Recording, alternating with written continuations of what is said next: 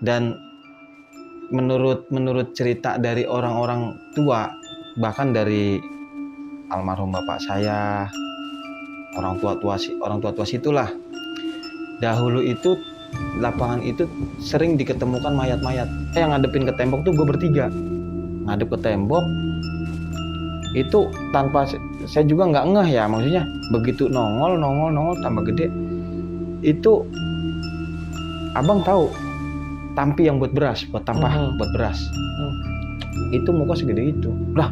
Apa Kang lari-larian? Nggak jelas lu, maghrib lari-larian. Ada yang ketawa lah katanya di belakang gua nih, gua lagi berdua-duaan.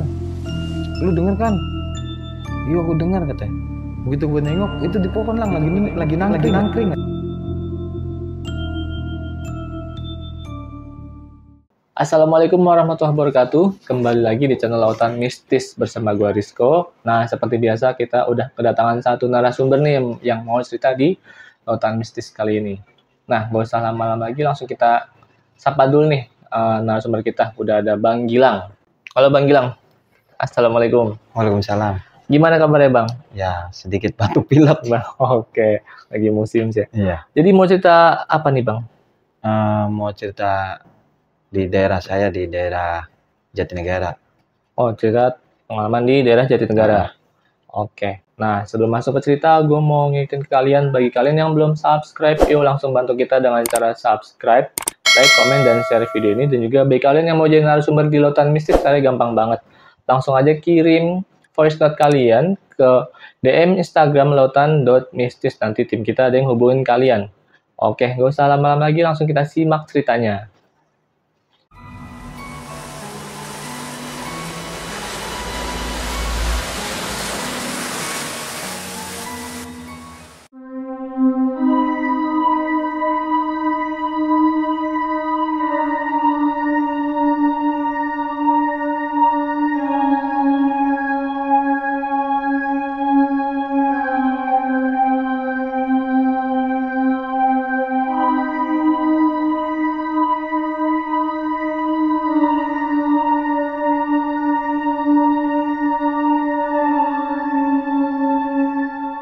Jadi saya mau menceritakan di salah satu daerah di Jatinegara yang dulunya itu lapangan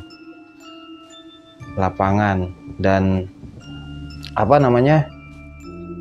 lapangan itu pada waktu masih aktif buat kegiatan olahraga itu, entah siang malam pun rame.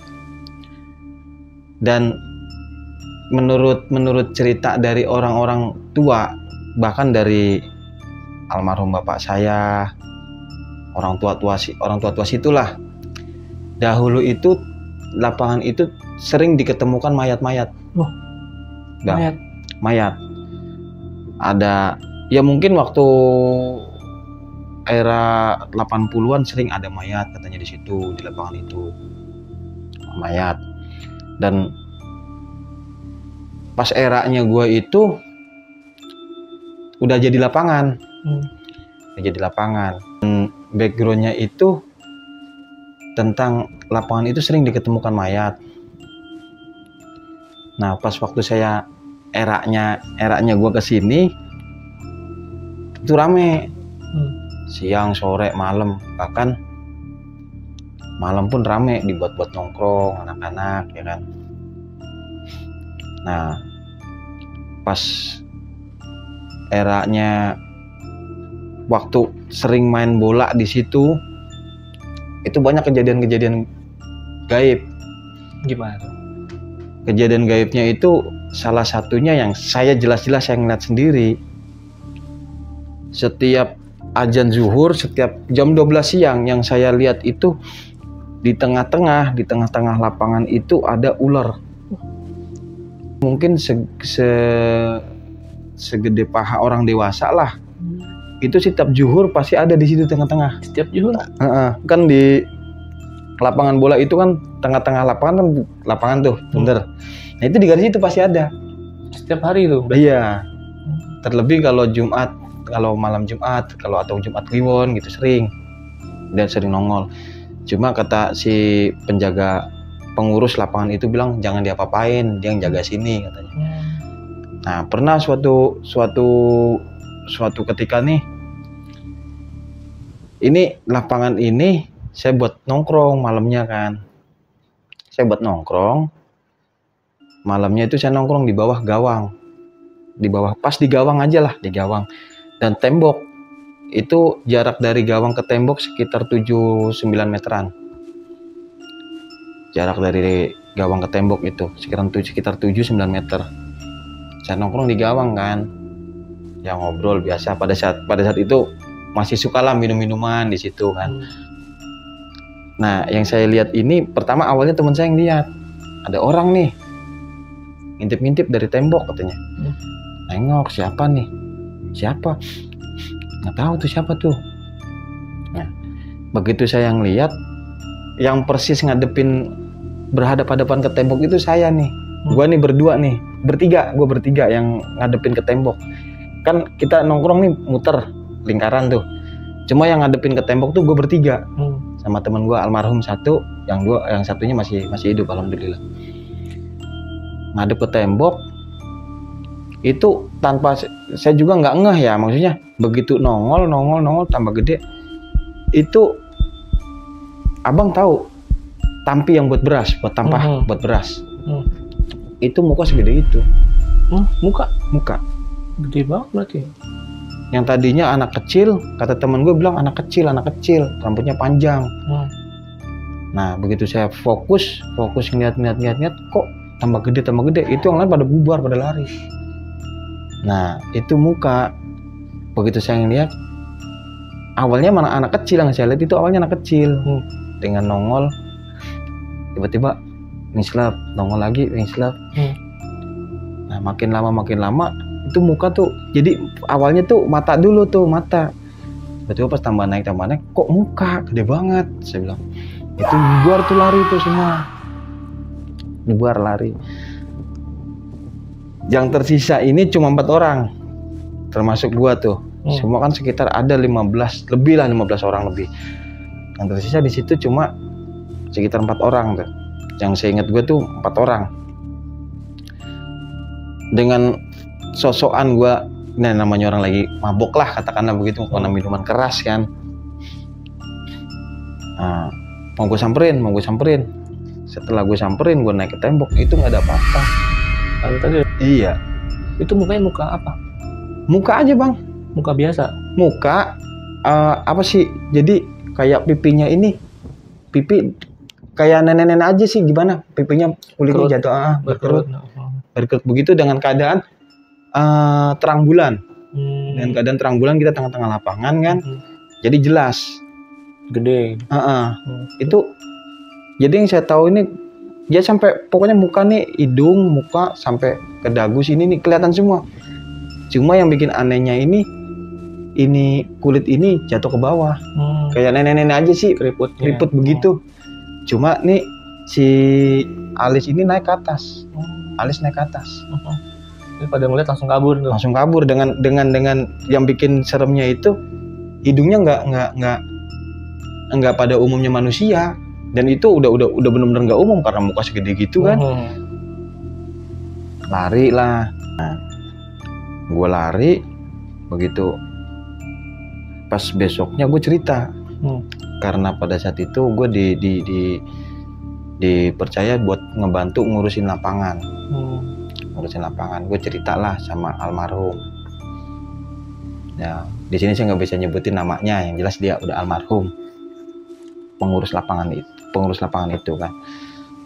Saya cerita begini semalam. Ini lapangan penunggunya banyak. Makanya besok jangan pada buat maksiat lang katanya. Jangan buat maksiat lang. Lu kalau malam pada maksiat di sini lu ya. Enggak be. Kan gue manggilnya babe. Karena beliau almarhum orang Betawi kan. Enggak be. Ya lu kalau minum-minuman juga nggak apa-apa. Intinya jangan buat maksiat di sini. Jangan buat maksiat, jangan buat berbuat mesum. Enggak be. Kita cuma minum minum-minuman doang be. Selepas itu udah kita pergi. Nah pada suatu hari gue lagi nongkrong sama almarhum kakak ipar gue. Almarhum kakak ipar gue di warung kopi. Nah sepupu gue itu dia punya acara di lapangan. Katanya salah satu temennya ada yang ultah. Di situ. Terus gue lagi ngobrol tuh berdua tuh sama almarhum, bercanda kan, ngopi biasalah. Nah si sepupu gue itu almarhum, adik iparnya almarhum. Dia itu datang lari beli teh pahit sama minta telur mentah. Buat? Itu bilangnya sih temen gue kesurupan di dalam. Oh yang kesurupan? Kesurupan, bilang begitu kan. Di mana? Terus si warung itu bilang, lang, Rip, almarhum kan namanya Syarif, kakak ipar saya. Rip itu katanya ada temennya tuh yang kesurupan tuh, teman saudara lu tuh. Di mana? Di lapangan dalam katanya. Kita lari sampai situ emang tuh. Jadi kayak ya emang bener lagi ada acara, entah ultah, bilangnya kan ultah. Ada salah satu temennya ultah di situ. Sekalian reuni bilangnya begitu kan. Setelah gue ikutin kan dari belakang, nah itu ada acara tuh kayak orang ultah begitu kan. Nah dari situ namanya gue jaga-jaga, di sini ada saudara gue gitu loh. Iya perempuan semua, kebanyakan sih perempuan. Dengan keadaan di tengah-tengah lapangan kan. Bukan di tengah-tengah banget sih, lebih ke pojok di bawah pohon. Nah, yang gue tahu itu sedikit dari pohon itu. Sering keluar masuk sekelebatan putih-putih. Keluar masuk sering tuh? Sekelebatan putih lah. Dia keluar dari pohon itu, dia masuk ke pohon itu. Itu saudara gue itu bawa teh pahit sama telur. Teh pahit sama telur. Diambil lah tuh, ditubruk si telur tuh. Langsung ditubruk aja begitu kan. Si telur ini langsung dimakan. Mentah-mentah. Nah, diambil lah tehnya tuh. Ambil tehnya. Itu teh yang bener-bener air panas, masih keluar asap. Itu kayak minum air dingin, gak minum es. Langsung diminum dan pada saat itu mungkin ada sentuhan dari yang kesurupan sama saudara saya itu, saudara gue tuh. Ada sentuhan dan saudara gue pingsan. Ya Allah, kenapa nih? Itu di situ udah kalang kabut karena yang kesurupan satu orang ini susah, nggak sadar ya kan. Ditambah saudara gue amanin saudara gue dulu, pikiran gue begitu. Gue amanin saudara gue. Tiba-tiba saudara gue itu bangun dengan keadaan melotot dia. Dan keadaan melotot. Dan gue di sini sok-sokan, sok berani. Siapa lo? Kamu siapa? Terus dia dengan yang bikin gue langsung down pada saat itu, dia ketawa. Ketawa dengan duduk sambil beresin rambut kan. Itu gue sama almarhum saudara gue itu langsung ketakutan. Di situ laki-laki, di situ pada saat kejadian itu laki-laki bisa dihitung, nggak ada orang 10 pun nggak ada, 7 orang pun nggak ada, mungkin 4 atau 5 orang, termasuk gue sama si saudara gue itu. Udah kita gotong aja, gue bawa pulang ke rumah. Gotong kan dengan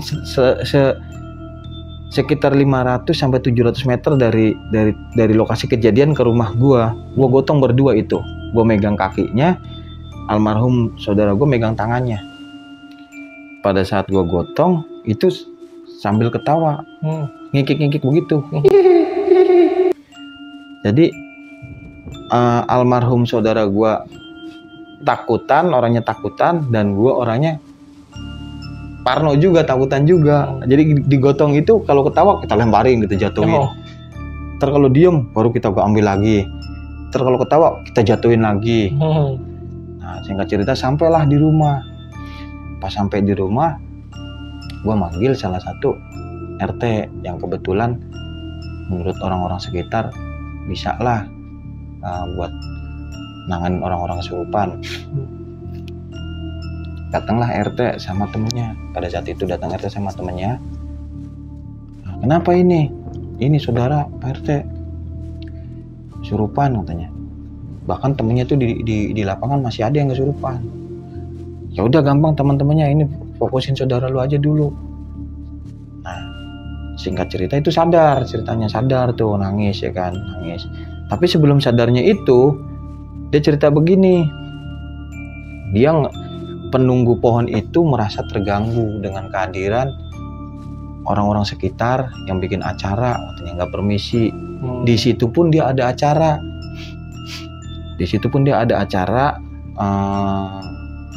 Salah satu ya mungkin tetua dari makhluk situlah mau lahiran katanya.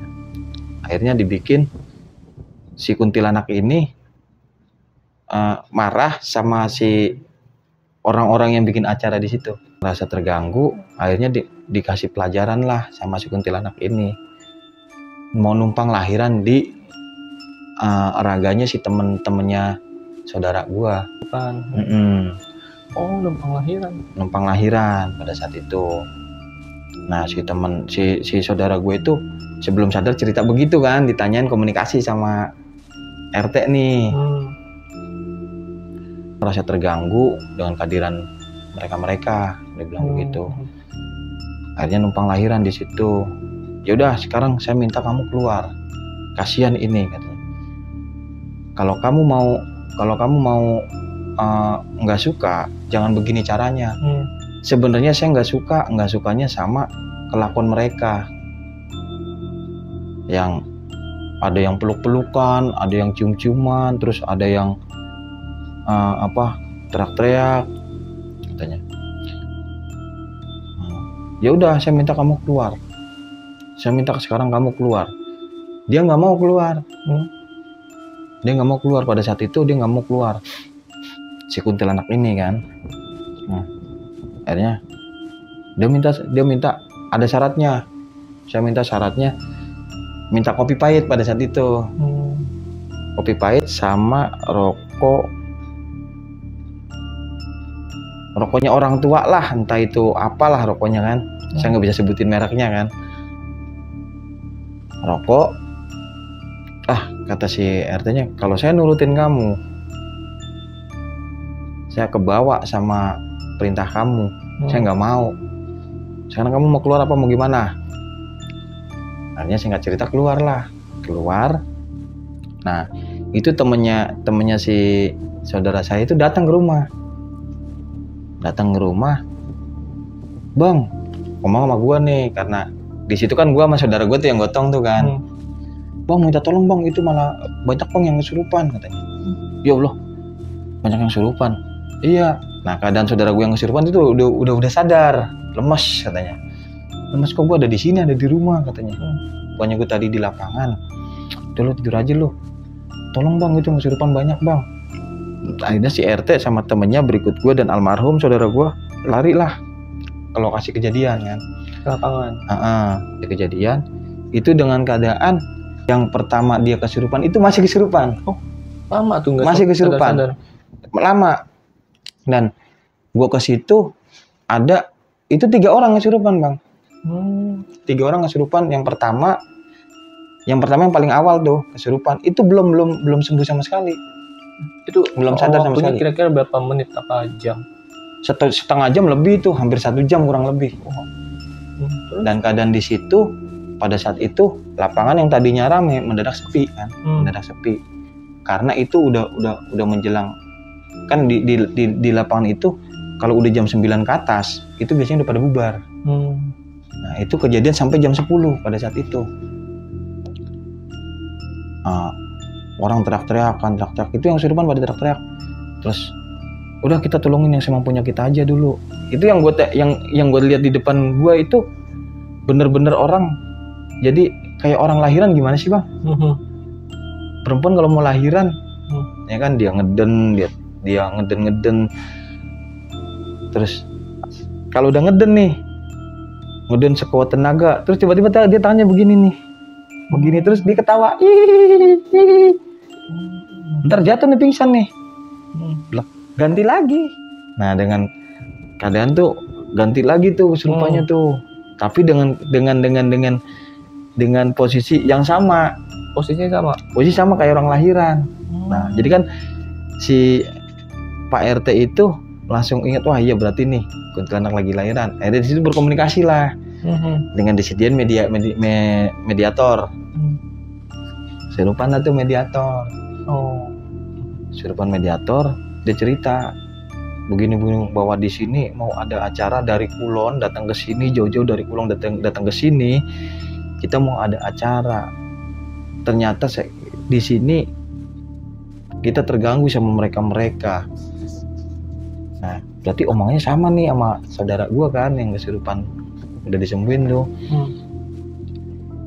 Dan semua itu pada nggak terima sama si perempuan yang pertama kesurupan itu. Wah.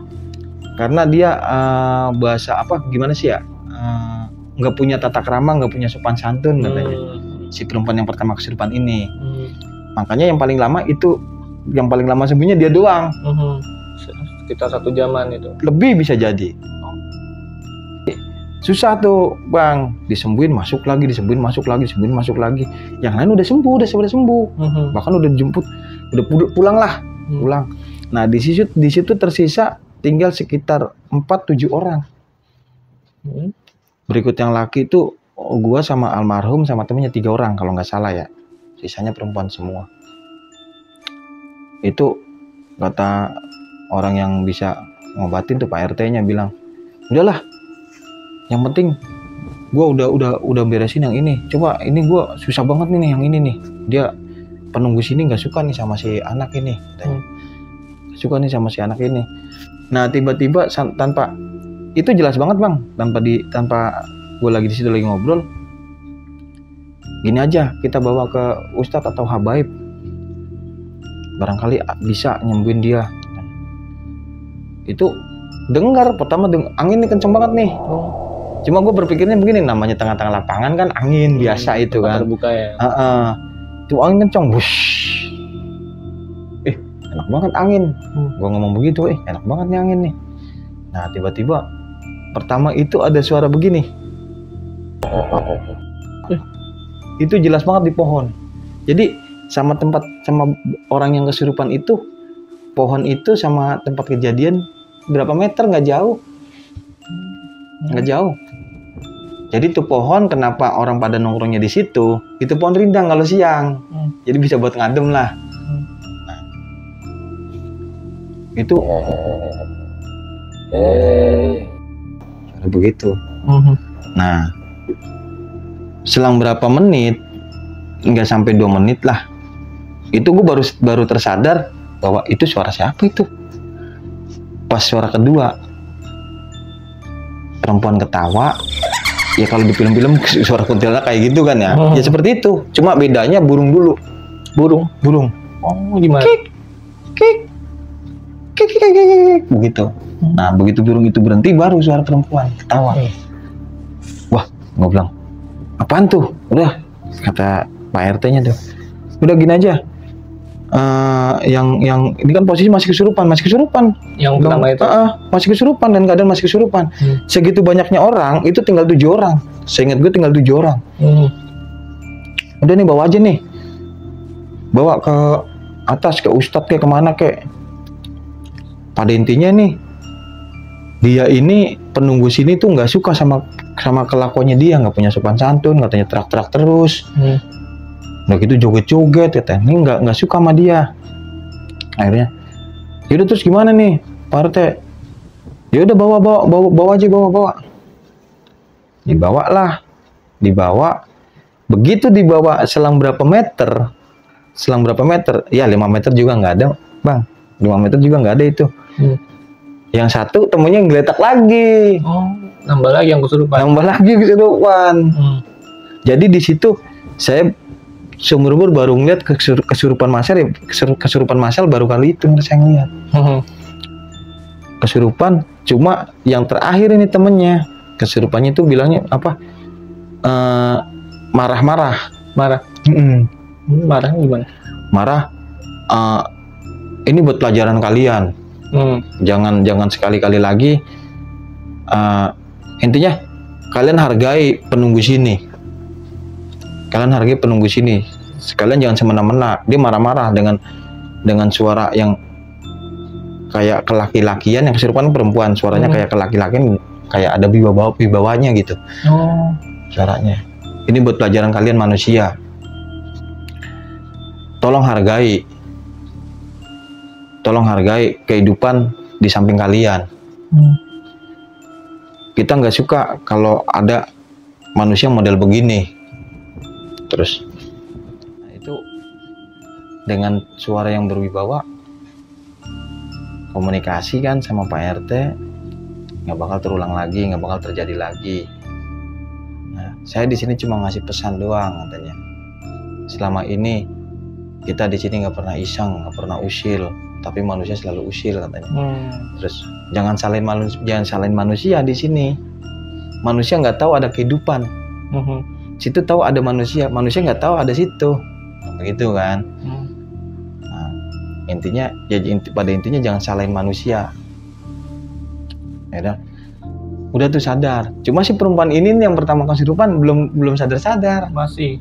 Nah menurut informasi setelah udah kita pulang aja. Nah itu kita dengar lagi ada yang nyusulin tuh ke lapangan tuh, bang saudara lu kesurupan lagi. Nah gue lari lagi dong, yang dari rumah. Gue bertiga tuh lari lagi, gue RT sama almarhum. Lari lagi ke rumah, udah lu bawa ke sono, gue ngurusin ini, bawa lah. Nah menurut informasi perempuan pertama yang kesurupan itu ditanganin sama salah satu habaib. Menurut informasi yang saya dengar, dibawa. Nah gue ke rumah nanganin saudara, dan di rumah itu dia lebih ekstrim kesurupannya. Gimana? Kayak duduk ketawa-ketawa, ya kan, terus marah-marah. Akhirnya datang tuh Pak RT kan, komunikasi lagi. Dia nggak terima. Intinya dia nggak terima. Saya nggak terima dengan kejadian seperti ini. Saya punya acara tapi diacak-acak acara saya begini gitu. Lah kan tadi saya udah minta maaf.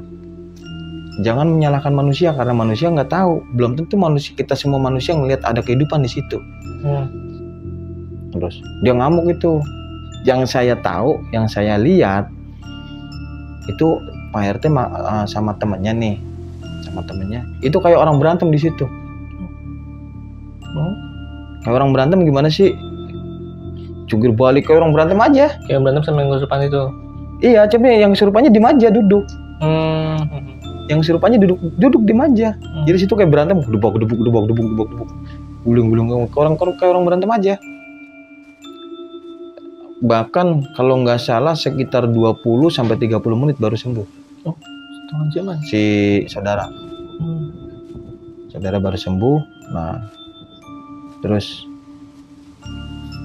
saudara sembuh, dia hal yang pertama ditanyain itu temennya. Kalau nggak salah namanya siapa tuh ya? Arum apa siapa itu namanya yang pertama kesurupan itu. Dia nanyain, temen gue gimana temen gue? Udah lu ngapain sih nanyain ngurusin temen lu? Yang penting lu udah sembuh, udah sadar. Terus kita tanya lah tuh, awalnya gimana sih? Yang nanya Pak RT, awalnya gimana bisa seperti ini? Nggak tahu Pak RT. Orang kita tuh lagi ada acara, temen ini ulang tahun, sekalian lah reunian, katanya di situ. Nah, emang sih ada yang teriak-teriak, ada yang nyanyi-nyanyi, malah ada yang peluk-pelukan katanya. Setelah dijelasin kan sama Pak RT, di situ di lapangan ini saya kasih tahu ya, katanya. Itu di pohon itu bisa dibilang rumahnya dibilang kerajaan, bukan, dibilang. Jadi itu kayak rumah gedung, rumahnya gede, itu banyak di situ yang nunggu. Jadi dia itu merasa terganggu, katanya merasa terganggu sama kehadiran kamu semua. Nah, kamu teriak-teriak di situ, kamu nyanyi-nyanyi di situ. Kamu tahu nggak di situ ada. Jadi gini, si kuntilanak itu mau lahiran, dia itu minjem raga teman kamu.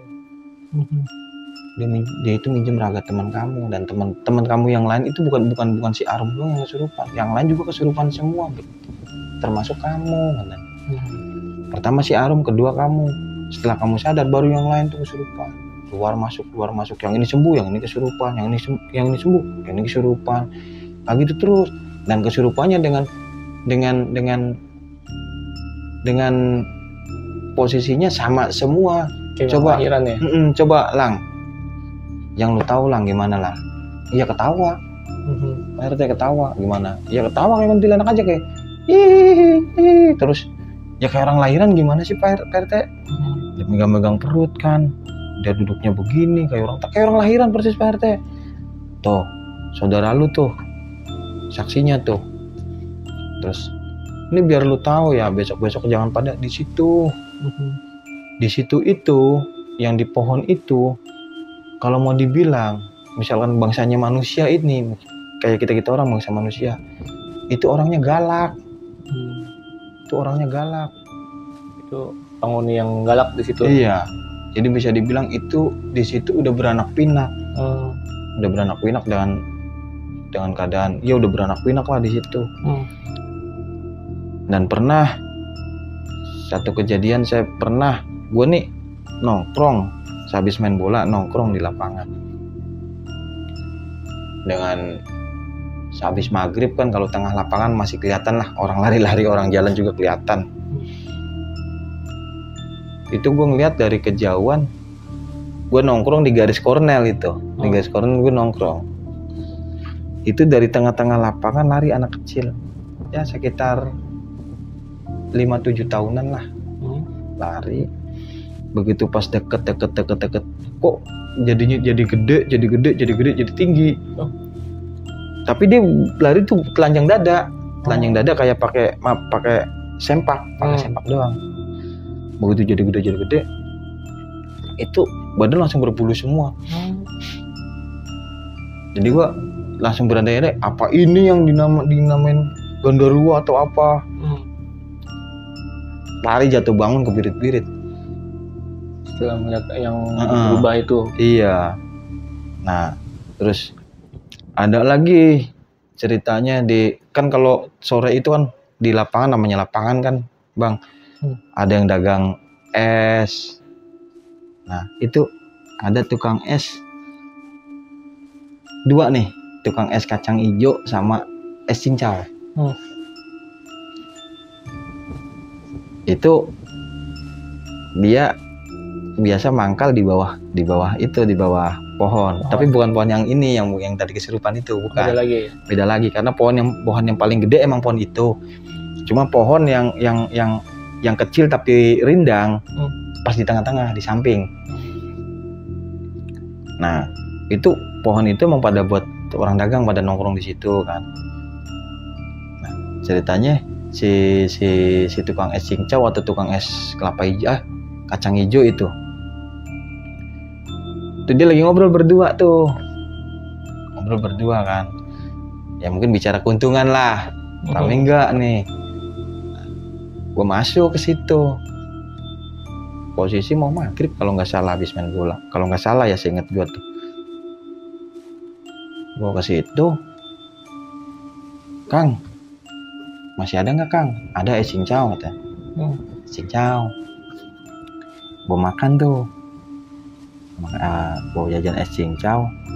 Terus, ini hari ini nggak ada yang tanding nih Lang katanya. Nggak ada Kang, paling biasa tuh orang dekat, orang situ, orang Tebet pada tanding, sparring doang biasa Kang. Oh, iya tumben banget sepi Lang. Hari Minggu biasa rame Lang ya. Iya. Terus gue bayar berapa Kang? 3.000 kata. Bayar. Nah, gue ngomong sama pengurus lapangan Kang, Mbah, Ana langsung pulang Mbah ya. Be, Ana langsung pulang Be. Ya udah deh lu pulang deh. Udah ini mah nggak usah diberesin, udah biarin aja deh. Nah besok aja diberesinnya. Nah itu gue keluar lagi bang. Gue keluar lagi. Si tukang es kacang hijau sama tukang es cincau itu pada lari. Lari nyamperin gua kan. Pada lari nyamperin gua. Gua nongol. Gua tuh cuma mau nyabut itu apa? Bendera yang di garis kornel. Karena gue ingat, wah iya benderanya belum dicabut nih. Daripada ntar gua kena omel kan. Gua ke situ lagi. Gua cabut. Begitu tukang es itu ngeliat gua, dia langsung lari nyamperin gua. Bro lari. Lah, kenapa Kang? Lari-larian. Nggak jelas lu maghrib lari-larian. Ada yang ketawa lah katanya. Di belakang gua nih, gua lagi berdua-duaan. Lu denger kan? Iya, gua dengar katanya. Begitu gua nengok, itu di pohon lang lagi nangkring katanya. Maghrib. Iya. Lagi nangkring. Lagi nangkring lang katanya. Di pohon, iya. Hoax. Hoax lu Kang. Enggak bener lang. Ya terus itu gerobaknya mau ditinggalin. Aturan kalau mau lari sekalian bawa gerobaknya, jangan orangnya doang yang lari. Ya Allah lang, gue takut banget lang, asli gue baru seumur ngeliat maghrib begitu. Nah situ mah baru kali ini kita mah sering lihat Kang. Terus yaudah deh beresin. Ayo samperin kan. Kita buat ketigaan tuh beresin. Kita muter. Kang lewatnya jangan ke sono Kang. Di sono udah ditutup gerbangnya. Mending lewat sini aja. Lah gerobaknya gimana lang? Ya gotong lah bertigaan, masa nggak kuat kata gitu kan. Kita gotong. Ntar dulu lang, jangan ini dulu lang. Gue mau buang santan-santan yang basi katanya. Kan kalau cincau kan biasanya pakai santan tuh. Santan yang basi gue buang. Itu gue bantuin. Begitu kan di pojok sebelah sini kan, jadi lapangan yang kecil yang tanggung lah, sebelah sininya ada kayak lapangan bulu tangkis. Nah dia tuh buangnya ke situ karena ada saluran air, dia buangnya ke situ. Begitu buang, si tukang es kacang hijaunya dia ke situ juga. Gue ditinggal sendirian di situ di gerobak tuh. Terus begitu gue nengok, si tukang es kacang hijau itu nyamperin. Udah lang, udah gue buang semua lang. Nah cincaunya nongol lagi. Ntar kalau diomelin gak ya lang, nggak buang di situ lang? Enggak bakal diomelin, orang saluran air. Begitu. Ntar dulu, gue jangan pergi dulu, gue juga takut kalau tinggal sendirian. Gue mau kencing dulu nih. Mau kencing. Baru jalan berapa langkah, itu gue kirain ya namanya tengah-tengah lapangan, gue kirain barangkali ada musang atau apa kan gitu kan. Asak. Apaan itu? Diem kan. Baru mau copot celana, ada yang ketawa. Gitu, ketawa. Nah, itu ada dua, yang di atas gawang satu, sama yang di lapangan bulu tangkisnya satu. Yang ketawa itu? Iya. Oh, terus? Cuma kalau karena gue posisinya di dekat lapangan bulu tangkis itu, yang jelas itu gue ngeliat yang di lapangan bulu tangkis. Oh, jelas banget tuh. Gimana tuh? Itu dia duduk, kan ke lapangan bulu tangkis ada kayak besi buat net itu. Nah, terus sebelah net kan biasanya buat wasit tuh berdiri. Ada bangku kecil segini. Nah, dia tuh duduk itu duduknya kayak orang sholat lah, gimana sih, sujud begini kan. Dia sambil megangin ini rambut. Pagi-pagi tuh. Nah, gue nengok, astagfirullahaladzim, gue bilang. Gue berbalik. Kalau gue lari pasti gue jatuh. Tapi kalau gue nggak lari, gue pengen buru-buru lari ke orang itu, ke tukang es cincau sama es kacang hijau itu kan. Akhirnya gue paksain lari. si tukang es es kacang hijau sama es cincau itu juga dia pengen lari ngeliat di gawang lagi berdiri. Oh. Cuma bukan di atas gawangnya, bukan dia nyender. Kan gawang begini. Dia nyender di tiangnya. Betul. Iya.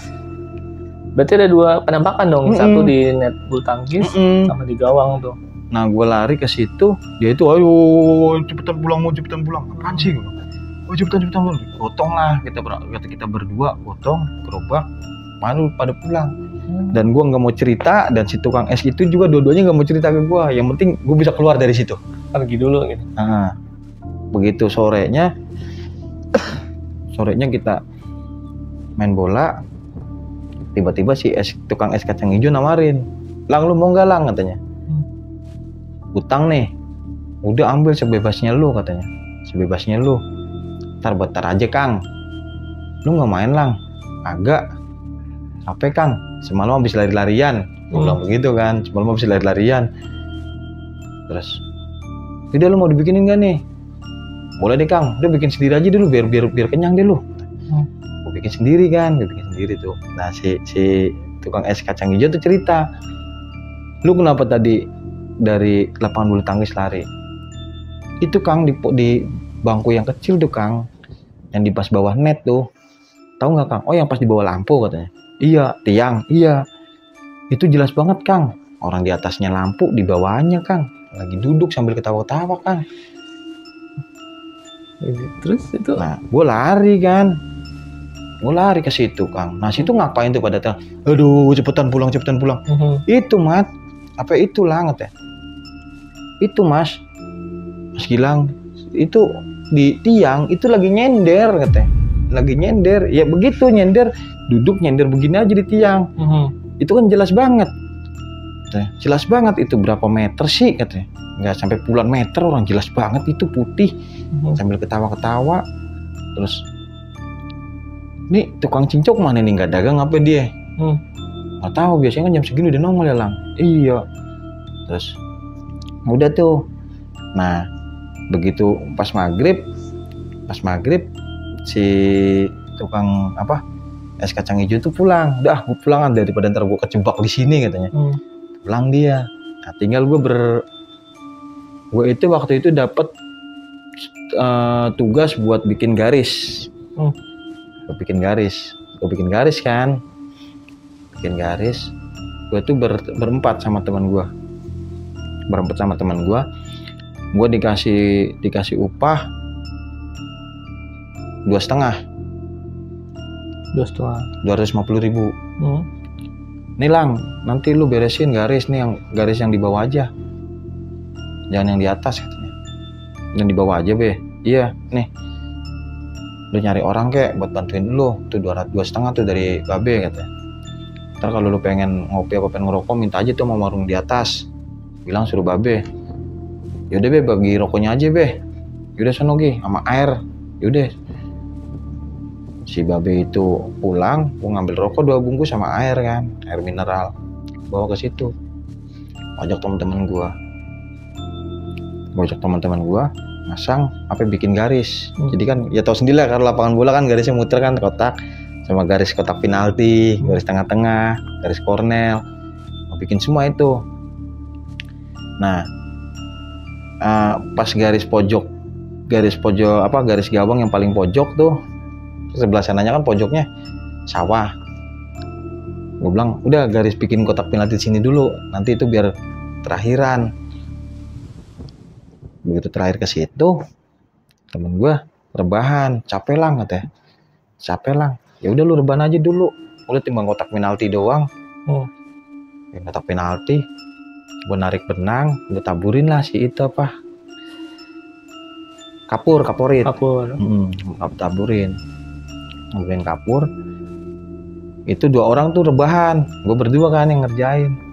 Nah, udah nih, udah kelar, udah tuh gantian lu yang bikin garis kornelnya. Kan kadang kalau garis kornel ada bulatan begini ya. Nah, lu bikin itunya aja, Gi. "Gue nggak bisa ngukurnya, Lang." "Udah, bisa lu, tinggal tarik aja berapa senti," gue bilang. "Oh, yaudah, bikin situ." Gue bilang, "Awas jangan ke pohon-pohon ya." Pohon yang awal gue cerita kesurupan itu, "Awas jangan ke pohon-pohon lo." Yang pohon gede itu. Oh yaudah Lang. Nah dia bikin tuh pertama sebelah sini. Nah yang di bawah pohon itu buat terakhiran kata dia. Terakhiran digarisin. Itu sadar nggak sadar temen gue dipanggil sama perempuan. Oh, tiba-tiba ada yang manggil. Kan yang satu namanya Wawan, satu namanya Gatot. Yang dipanggil itu si Gatot. Tot katanya. Cuma suaranya halus banget. Tot. 2 kali tuh. Tot. Dia lagi naburin kapur. Manggil. Cewek manggil suaranya. Terus Tot. Udah nih, udah. Baru si Wawan kan masukin kapur tuh yang berantakan. Wah, masukin. Wan. Itu si Wawan begitu nengok di pohon, begitu nengok ke pohon, Wawan langsung lari. Si kapur ini dilemparin ke pohon itu. Langsung dia lari. Larilah ke gua tuh. Si Gatot bingung, kenapa tuh? Wawan kenapa? Si Gatot ikut lari juga. Pas lari, pas nengok ke belakang, si Gatot nengok ke belakang, itu di pohon itu ketawa. Jadi ada orang tinggi gede, hitam, ketawa. Yang manggil itu? Nah terus di bawahnya itu, kan ada gawang kecil tuh Bang. Yang bisa digotong lah sama anak-anak kecil, karena lapangan kecil kan buat anak-anak. Itu di bawah gawang kecil, itu ada perempuan juga, Kunti. Jadi di situ dari pintu masuknya aja, dari pintu masuk ke lapangan itu emang hawanya udah beda. Tapi yang paling horor banget itu yang di bawah. Kan lapangan itu kita turun lapangan 1 nih yang tanggung. Nah, terus di sini lapangan bulu tangkis, turun ke bawah itu lapangan paling gede. Nah, di atasnya lapangan yang kecil. Nah, samping yang sebelah sini lapangan kecil lagi. Nah yang paling horor itu yang lapangan kecil yang ada pohonnya itu. Angker banget tempatnya. Ya lumayan, makanya dari cerita ibu gue itu dahulu itu di situ sering ditemuin mayat. Sering banyak mayat itu tahun 80-an. Terus ada kejadian apa lagi tuh Bang di lapangan itu? Terus kalau yang sering orang-orang situ lihat pedagang-pedagang. Nah, ini kan dulu begitu pas dibuka ada cerita lagi nih, Mas. Apa, Bang? Si gerbang ini kan yang akses keluar masuk itu kan ditutup tuh. Akhirnya tembok dijebol. Tembok ujung sama ujung dijebol. Nah, ujung yang sebelah sana itu masuknya ke perumahan. Jadi akses buat dari warga perumahan kayak pedagang sayur lewatnya lapangan gitu. Nah ceritanya pedagang sayur kan kadang pedagang sayur itu biasanya kalau dia mau ngeluarin mau keliling itu sekitar jam 2 subuh, jam 3 subuh beresin sayuran dulu ya kan, baru subuh dia keliling. Nah mungkin pikirannya dia, gua gerobaknya taruh di lapangan aja. Taruh di lapangan. Begitu dia lagi beres-beresin itu menurut warga sekitar tuh yang sering diganggu tukang sayur. Kenapa tuh? Karena dia naruhnya di pohon yang tadi yang kita buat nongkrong, tukang es kelapa hijau, cincau sama es kacang hijau. Itu nongkrong di situ. Gerobak nggak banyak sih, cuma dua gerobak sayur itu, kadang 2 kadang 3. Dia itu awalnya dipanggil, begitu tengok nggak ada orang, nggak taunya di atas lagi nangkring tuh, kayak gitu, terus dia lari lagi. Biasanya malam tuh tapi subuh, sekitar jam 2 jam 3. Kan kadang dia kalau dari pasar induk Kramat Jati dia belanja tuh, mau belanjaan. Nah, dirakitnya di situ, di bawah pohon itu. Iya, dirakitnya di situ. Makanya sering diganggu dia.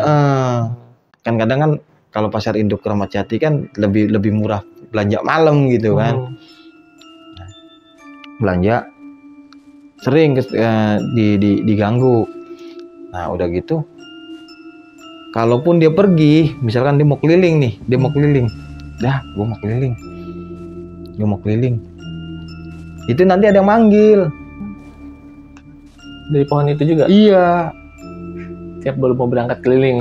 Misalkan manggil. Nah, yang ininya lagi, itu pedagang sayur tuh nggak banyak, Bang. Antara 2-3 orang itu. Berarti kan 2-3 gerobak ya. Itu bukan warga situ. Dia cuma ngontrak di daerah situ, biar dia muternya nggak terlalu jauh lewat lapangan. Lapangan aksesnya kalau muter bisa 1 jam dia muter aksesnya. Tapi kalau lewat lapangan dia cuma makan waktu sekitar 10-15 menit. Nah, dia ngontrak di situ. Bukan warga situ kan, sering dipanggil katanya, tapi begitu dia berhenti, tengok nggak ada, ntar nggak taunya ada orang ketawa, terus terkadang ada orang nangis. Terus dia pernah di tengah-tengah lapangan, bukan tengah-tengah lapangan sih, di pinggirnya. Cuma kan jadi si lapangan itu kepotong begini buat jalan, Bang, tengah-tengahnya. Tengah tuh kepotong buat jalan. Cuma masih tetap kalau misalkan nggak ada orang main bola, nggak boleh buat lewat. Ada perempuan duduk di situ katanya. Pernah tuh Bang Gilang katanya, saya lewat belanja tuh sekitar jam 9 jam 10 malam, kan gerobak saya taruh di lapangan. Iya katanya. Itu emang nggak ada tikus, Bang katanya. Nggak ada, justru malah kalau di perkampungan banyak tikus katanya. Nah, itu saya taruh di situ gerobak tuh, Bang Gilang. Ada orang perempuan tuh duduk nyender katanya. Nggak nyender sih, biasa duduk, samperin, dia nangis tuh Lang katanya. Dia nangis. Yang gue tahu sih gue lewat dia nangis seguk-seguk kan. Gue nengok, gue tanyain. Cuma tuh mukanya nggak setiap gue nengok ke mukanya dia buang muka. Gue nengok lagi ke mukanya dia buang muka lagi. Misalkan mukanya ke sini, gue nengok ke sini dia buang muka ke sini. Nah, terus ya itu, gue sih pikiran gue mungkin dia lagi putus cinta kali, diputusin sama cowoknya atau gimana. Gue naruh dagangan aja dulu, belanjaan gue katanya. Naruh. Nah begitu gue nengok masih di situ. Masih. Gue samperin lah, gue tawarin air. Nih Mbak, minum Mbak. Dia nggak jawab tuh, nggak jawab makasih kayak apa kayak. Gue taruh kan air di situ. Beresin lagi dagangan lagi. Sekitar kurang lebih 30 menitan lah, Lang katanya. 30 menit kurang lebih. Setengah jaman tuh Lang. Begitu gue nengok masih Lang, masih katanya, masih. Nah itu pedagang-pedagang itu tadinya nggak percaya lapangan itu angker, Bang. Masih duduk di situ. Terus, nah begitu gue mau rapihin gerobak, itu gue nengok nggak ada. Itu perempuan nggak ada, jalannya kemana? Cepet banget itu perempuan. Sono jauh, jalan ke sini lebih jauh katanya. Tapi itu perempuan nggak ada. Nah terus, ya udahlah gue ngambil pusing kan, katanya. Gue beresin lagi. Nah, si gerobak yang satunya itu kan gerobak ada 3 nih Lang. Yang satunya mundur tuh karena ganjelnya gue geser. Mundur lah gerobak itu mau jatuh, gue dorong gue tahan. Begitu lah. Kok perempuan adanya di situ, tadi di sana dia duduk lagi di situ pindah. Tapi kemana lewatnya? Kalaupun lewat pasti gue tahu dong mondar mandirnya. Kelihatan. Kok ada di situ? Bodo amat dah. Gue beresin tuh gerobak yang tadinya jalan tuh. Gue ganjel tuh pakai batu. Akhirnya space-nya ada depan dia tuh.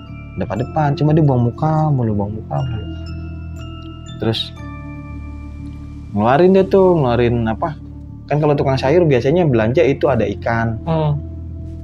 Ikan. Nah, terkadang kan tukang sayurnya jeruan-jeruan ikan dibersihin dulu tuh kan. Bersihin dulu. Nah kucing tuh pada ngerumul katanya. Kucing ngerumul. Nah kucing tuh ngerumul nggak ada yang mau makan. Malah si kucing itu kayak mau berantem ngeliat itu si perempuan itu. Ya, daripada nggak dimakan, masukin sampah aja deh. Masukin sampah. nih mbaknya nangis masih aja kata. Mbak, daripada nangis di situ mending di sini mah duduk. Nih ada buah, makan di sini nih katanya. Udah mbak, kalau putus cinta mah jangan dipikirin berlarut-larut. Saya ngomong begitu tuh lang.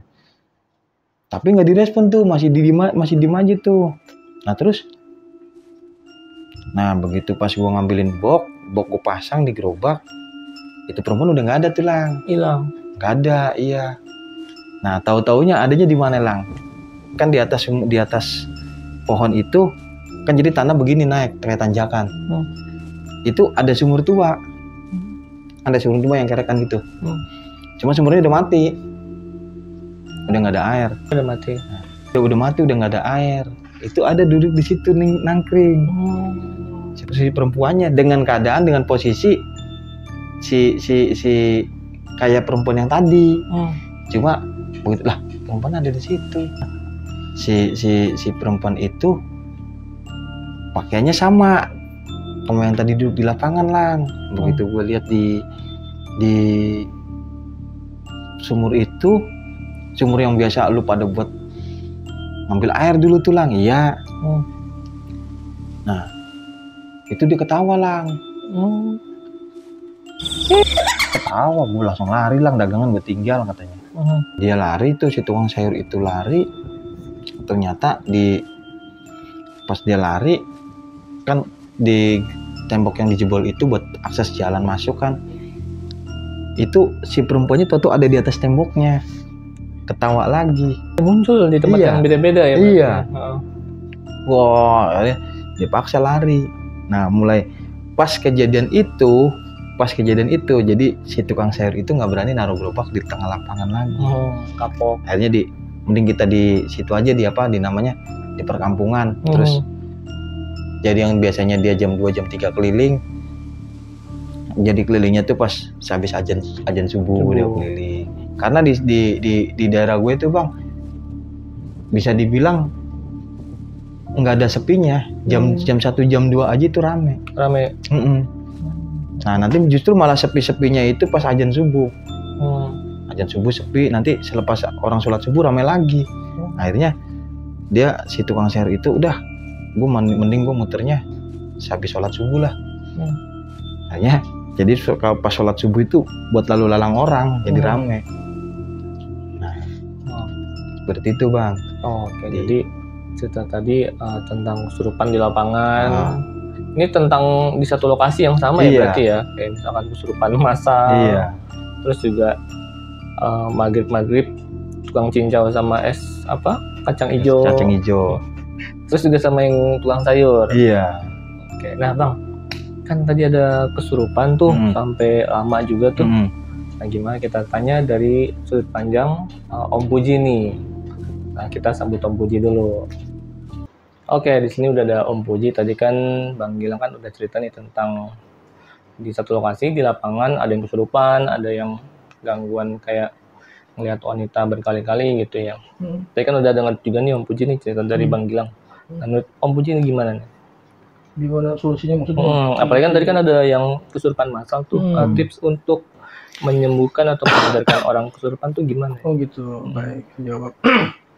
Ini kan di sini kan berbagai tip ya cara untuk menangani orang kesurupan, apalagi kesurupan massal kan bingung. Ya. Sebenarnya mudah sekali. Jin atau setan itu kan selalu istilahnya membuat gangguan-gangguan pada manusia. Sesuai dengan Al-Quran Al-Karim, surat Fussilat ayat 36 itu yang berbunyi, wa imma yang jabanaka minasyaiton nazgun fasta'id billah innahu was-sami'ul alim. Yang artinya jika setan mengganggumu dengan suatu godaan, maka berlindunglah kepada Allah. Sungguhnya dialah Allah yang maha melihat dan mengetahui, melihat dan maha mendengar gitu ya. Kalau salah diralat. Jadi kalau misalnya sepengalaman saya, kesurupan nih, misalnya, kan biasanya teriak-teriak tuh, minta ini, minta itu ya kan, nggak usah panik, santai aja, santai. Kita ambil minyak sayur aja dah, minyak sayur. Mas kan tahu ya, kan maaf, kaki kan jempol kaki ya, jari telunjuk kaki, jari tengah kaki nih ceritanya ya. Ini kan cerita jari tengah kaki. Ntar mas ini kan kita jari tengah kaki, ini kan mas begini nih, dikasih minyak, nih ditarik kuat-kuat gitu, yang tarik lagi, Bismillah, Allahu Akbar, itu tengah-tengah, ya jari tengah kaki ya, yang kanan ya. Nah itu kalau memang dia benar kesurupan, sadar seketika, nggak usah repot-repot, nggak perlu repot-repot, itu aja doanya. Auzubillahi minasyaitonirrajim, Allah, tarik, digencet kaki apa tengah ya, jepit, tarik, dijamin sembuh itu. Tapi kalau udah di teknik begini dia masih minta nggak buku lagu ya, ini itu berarti itu kesurupan, hanya acting aja gitu. Kalau misalnya kesurupan itu banyak jin yang masuk di dalam tubuhnya, itu bawang putih kalau bisa sih bawang putih tunggal ya yang satu. Ya kalau nggak ada ya bawang putih biasa aja. Terus parut kasih minyak sayur lah ya, minyak kelapa ya. Terus tengkuknya tuh ya masnya, tengkuknya tuh diolesin, kita urut, baca ayat kursi ya. Terus baca ayat kursi, kita juga dalam ngobatin orang itu juga jangan kosong ya, harus zikir, ingat sama Allah, terus itu insya Allah cepat sembuh. Kesurupan massal itu caranya gini, misalnya kesurupan massal ya di lapangan atau di mana, itu kita nggak usah repot mas, tinggal itu orang di tengah lapangan udah cuekin, dijamin sadar sendiri mas. Karena intinya pada dasarnya jin atau setan atau jin ya, dia itu hanya untuk apa ya, minta apa namanya, mencari perhatian ya, perhatian, tipu daya biar. Sedangkan jin itu paling dia seneng kalau sampai manusianya itu bisa kerjain lah. Minta kopi, diperdayai. Iya, dia kalau ngasih dia seneng. Kenapa seneng? Karena nanti dia setelah dia keluar dari badannya si manusia tadi, dia nanti melapor sama teman-teman, gua udah bisa ngerjain manusia nih, gua kerjain. Nah, kenapa seperti bangga seperti itu? Karena antara manusia dengan jin kan derajatnya kan tinggi manusia. Makanya alangkah dia senengnya kalau dia maaf ya, kalau derajat yang paling bawah bisa ngerjain derajat yang di atas. Betul. Maksud begitu. Udah kalau misalnya kali yang ada orang kayak serupan atau gimana, kamu ambil minyak, susah sembuh ya, ambil minyak sayur kan di tengahnya jari itu, kita jepit pakai tangan kita, tarik, Bismillah, Allahu Akbar, tektok, itu sekuat-kuatnya pasti sembuh mas, pengalaman saya ya. Nah kalau misalnya banyak yang masuk di satu orang, yang banyak yang masuk 5 bahkan apa ya, termasuk lah 20-an orang itu, tengkuknya itu kasih bawang apa namanya, bawang putih tadi, parut, kasih minyak, diurut dari atas ke bawah, dari bawah ke atas, sampai baca ayat kursi atau Bismillahirrahmanirrahim, itu aja bacanya, Bismillahirrahmanirrahim, Bismillahirrahmanirrahim, itu keluar pasti, dia nggak akan sanggup dengan kalimat itu. Ya, kalau kesurupan massal udah geletakin aja tuh di lapangan, dijujurin, cuekin, insya Allah cepat sembuh. Karena pengalaman saya seperti itu dulu ya, itu tahun berapa ya, tahun 2007 yang lalu ya, ada di SMA negeri di Jakarta Utara lah, siswinya tuh kesurupan massal. Kesurupan massal itu nggak usah repot mas, tinggal gotong aja tuh orang yang kesurupan itu massal, diletakin di lapangan, biarnya cuekin, dijamin tuh sadar sendiri. Karena pada dasarnya jin atau setan itu hanya ngerjain manusia seperti itu. Kayak kita orang kesurupan minta ini teh pahit, teh manis keluar, itu sebenarnya buat ngerjain kita mas. Dia mau nggak nih mengabulkan keinginan gue gitu. Kalau sampai mau, wah berarti ketawa tuh, wah gue berhasil ngerjain manusia. Karena manusia itu kan berarti lebih tinggi dibanding mereka ya. Alangkah bahagianya kalau kita yang lebih tinggi itu kerjaan sama yang ya, paham ya bang? Betul. Udah lanjut, kalau misalnya ada orang yang kesurupan massal apa, udah dibiarin aja. Karena pengalaman saya seperti itu dulu di suatu SMA negeri di Jakarta Utara. Saya pernah dipanggil pagi hari sekitar jam 10 pagi ya, itu mereka kesurupan massal. Dan alhamdulillah saya, guru-gurunya kan udah pada bingung tuh, dan saya suruh geletakin lagi. Karena pada dasarnya jin itu kan suka ngerjain manusia. Akhirnya dia keluar sendiri. Sadar sendiri. Saya sendiri karena merasa, wah gue dicuekin, mendingan gue keluar dah gitu. Logikanya begitu. Kayaknya sih begitu aja Mas Rizko. tipsnya buat saya. Jadi ditarik itunya ya. Sering berbagi ilmu lah. Pengalaman. Kita sering-sering. Oke. Ada lagi nggak? Yang intinya saya bilang tadi, pokoknya selalu berlindung lah. Ya. Itu surat Fusilat ayat 36. Itu artinya kan, dan jika setan mengganggumu dengan suatu godaan, maka berlindunglah pada Allah, sungguhnya dia maha melihat lagi maha mendengar lagi mengetahui. Tuh. Dari Bang Gilang ada pertanyaan nggak Bang? Kombuja atau Cukup lah berbagi Cukup ya? ilmu segitu. Ya, dari alhamdulillah. Kombuja juga cukup ya? Alhamdulillah cukup. Oke. Sekian video kita kali ini. Bagi kalian yang mau jadi narasumber ke sini, caranya gampang banget. Tinggal kirim aja voice note kalian ke Instagram Lautan Mistis. Nanti tim kita yang hubungin kalian. Dan juga bagi kalian yang belum subscribe, yuk langsung bantu kita dengan cara subscribe, like, komen, dan share video ini biar kita semakin semangat buat konten ke depannya. Kata gua, Bang Gilang dan Om Puji pamit. Akhir kata, semangat dan sukses selalu ya Om ya. Iya. Oke. Assalamualaikum warahmatullahi wabarakatuh. Assalamualaikum warahmatullahi wabarakatuh. Waalaikumsalam.